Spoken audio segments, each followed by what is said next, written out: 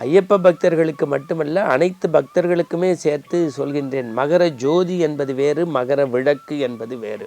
ஐயப்பன் ராஜசேகர மன்னன் தன்னுடைய தாயாரிடத்தில் சொன்னானே, மகர சங்கராந்தி அன்றைக்கு நான் விண்மீன் நட்சத்திரத்தில் புல்மேட்டு பகுதியிலே அப்படி தோன்றி மறைவேன்னாரே, அப்படி இன்றைக்கும் நடைபெறுவது தான் மகர ஜோதி.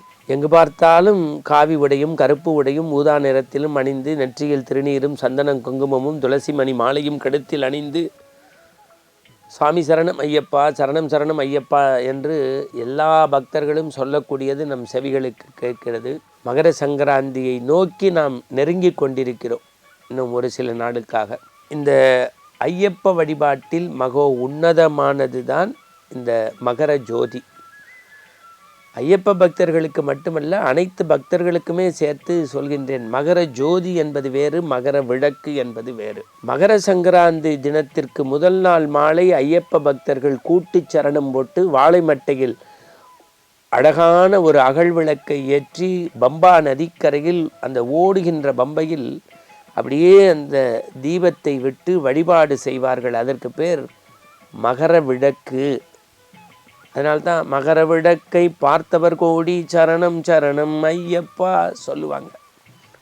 மகர ஜோதி அப்படிங்கிறது மறுநாள் பொன்னம்பலமேட்டிலே ஐயப்பன் ராஜசேகர மன்னன் தன்னுடைய தாயாரிடத்தில் சொன்னானே, மகர சங்கராந்தி அன்றைக்கு நான் விண்மீன் நட்சத்திரத்தில் புல்மேட்டு பகுதியிலே அப்படி தோன்றி மறைவேன்னாரே, அப்படி இன்றைக்கும் நடைபெறுவது தான் மகர ஜோதி. நிறைய பேர் ஒரு கேள்வி கேட்டாங்க, இந்த பொன்னாபரண பெட்டியில் என்ன இருக்கும்? போன எபிசோடில் நான் ஒரு முறை ஐயப்பனுடைய சிறப்பு குறித்து பேசும்போது என்னென்னலாம் இருக்குன்னு நான் உங்களுக்கு சொன்னேன். அணிவித்த ராஜசேகர மன்னன் காலத்தில் இவர் குழந்தையாக இருந்தபோது போட்ட ஆபரணங்கள் மட்டுமல்ல, இறைவனுக்கு நேவேத்தியம் செய்து அபிஷேகம் செய்யக்கூடிய பூஜை பொருள் 2 வாள், யானையினுடைய முன்புறம் மாட்டக்கூடிய முகப்பு என்று எல்லாமே அந்த பொன்னாபரண பெட்டியில் இருக்கும்.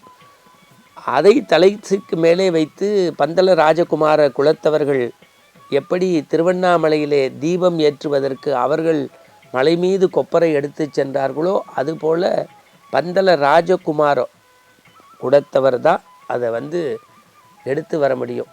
கார்த்திகையில் பார்த்தீங்கன்னா நீங்கள் திருவண்ணாமலையில் பர்வத ராஜகுமார குலத்தவர்கள் ஒரு வகையான மீனவ சமூகத்தைச் சேர்ந்த அந்த சான்றோர்கள் எடுத்து போவாங்க. அதுக்கெல்லாம் ஒரு மரபு இருக்குது. அந்த பொன்னம்பலமேட்டில் அந்த ஜோதி தெரியும் போது இந்த ஆபரணங்களை போட்டு தூபதீரம் காட்டுவாங்க.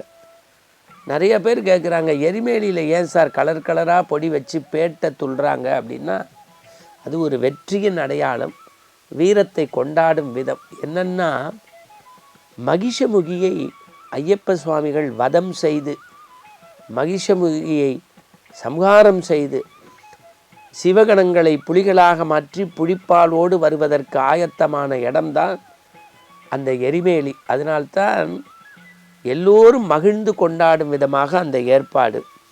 அப்புறம் சில பேர் கேட்குறாங்க, என்ன சார் சபரிமலையில் மட்டும் இந்த ஆண்டு சபரிமலைக்கு வரக்கூடிய குருசாமி கன்னிசாமி எல்லாருக்கும் வேண்டி வெடிவழிபாடுன்னு போடுறாங்களே, கானகத்தில் ஏன் வெடி வழிபாடுனா, அந்த வனப்பகுதியிலே வனாந்திர விலங்குகள் இங்கே மகர ஜோதி முடிஞ்சு ஒரு 2 நாளில் கதவு சாத்திடுவாங்க. அப்புறம் திருப்பி அது கானக பகுதி, விலங்குகள் போயிடும்.